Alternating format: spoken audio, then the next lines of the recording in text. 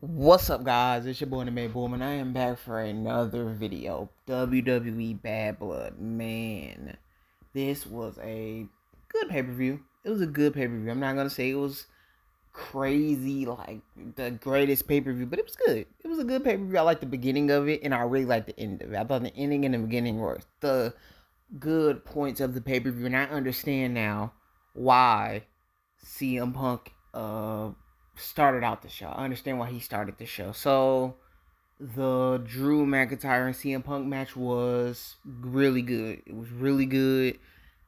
I wouldn't say it was it lived up to the hype. It lived up to the hype. It was a little bit of something I wanted, but can't get everything. I think it lived up to the hype. They're just now trying to like bring back Hell in a Cell, make it feel like a Hell in a Cell match again, because man, it hasn't felt like a Hell in a Cell match in so long. It feels so long since we had a really good Hell in a Cell match, and it felt like the cell needed to be there. It's just been so long. So this is a good start. It reminds me of the Shawn Michaels and Undertaker match, the very first one. They just tried something new and see how it worked, and then you seen other people later on add on to it, like Mick Foley. He added on to it and just made it like the greatest stipulation match of like all time. But yeah, the match was good. Good start to Hell in a Cell. They was wrestling in it, used it, and was bleeding and stuff like that. And the way CM Punk was selling the match, the effects of the match was just really brilliant, because it's like, man, you really don't walk out of the match the same. I thought that was really good selling, and the wrestling was good. CM Punk won the match, and yeah, it was nothing I can say. The one part I was mad about, this is the part I was thinking, I think the match started to shift a little bit. If it would have kept going, I think, if they would have kept going with it, I know they kept kicking out. They probably kicked out a little bit too. If the match would have kept going, them kicking out that much would have been bad. But if the match would have kept going, man, I wanted to see the thumbtacks. I wanted to see the thumbtacks so bad. This is like the second time they have teased the thumbtacks at a different point from what I remember. Not even that long ago. It might have been like 2 months ago.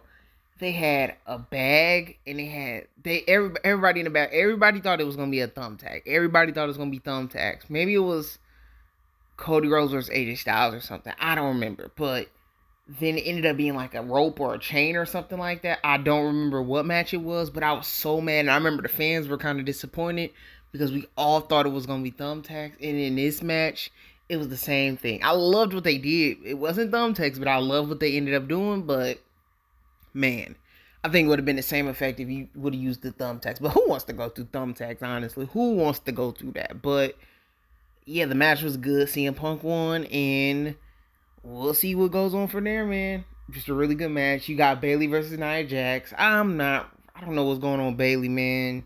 I'm not really a fan. I like Nia Jax, but I'm not a fan of Bayley. I don't care for Bayley at the moment, and the match was fine.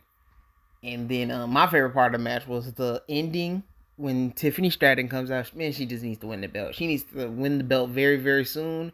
But I understand why they're not doing it right now. She's about to cash in.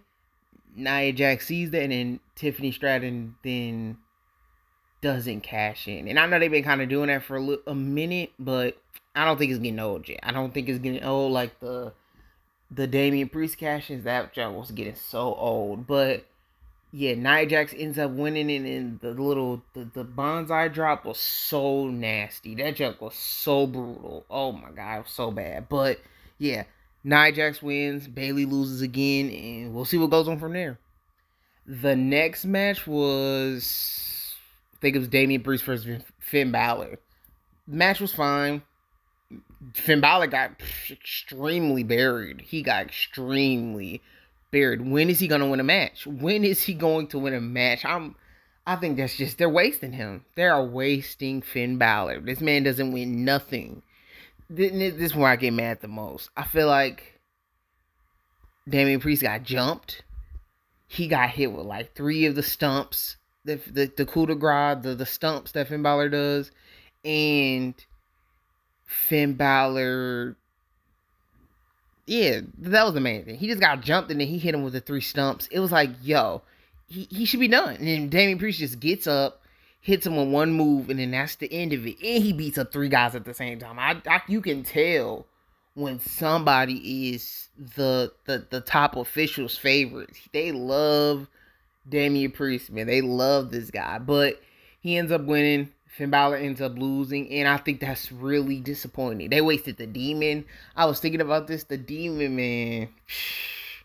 Why did he lose the Edge? That made no sense. But now he's just losing over and over again. I think Michael Cole even says it on commentary.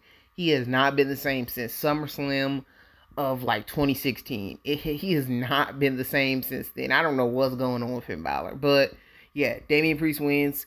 Okay match. Just a good match. But the beef, the build up to this betrayal and then the beef and stuff has not lived up to what I thought it was. I thought it could have been a WrestleMania match, but now I get why they just made it a normal pay-per-view match. I get it. They don't need to wrestle at WrestleMania. It just was kind of normal. But let's continue on. You get Rhea Ripley versus Liv Morgan, and Dominic is in the cage, and basically the whole match is just Rhea Ripley destroying Liv Morgan. That's the whole match. She's just destroying her, and then Dominic can't do anything. And then the whole time the camera's panning on Dominic, and the little cage he's in is like in the air. So the whole time I'm thinking like, he's not about to jump out of it. That's so stupid. They would basically be pulling what Edge did in AEW off the cage. That's no point of getting somebody hurt like that, but they end up having Dominic fall out of it, but then a chain wraps around his leg. That was kind of silly. I'm not going to lie to you. That was kind of silly, and I just was like, okay. I don't know what just happened. Did he want to get down with the chain, or was he just, did he slip and then the chain wrapped around his leg or something to make sure he didn't fall? But yeah, it was kind of silly, but you know, it's okay. And then Rhea Ripley's still about to beat Liv Morgan, and then Raquel Rodriguez makes her return and ends up helping Liv Morgan win. She helps Liv Morgan win.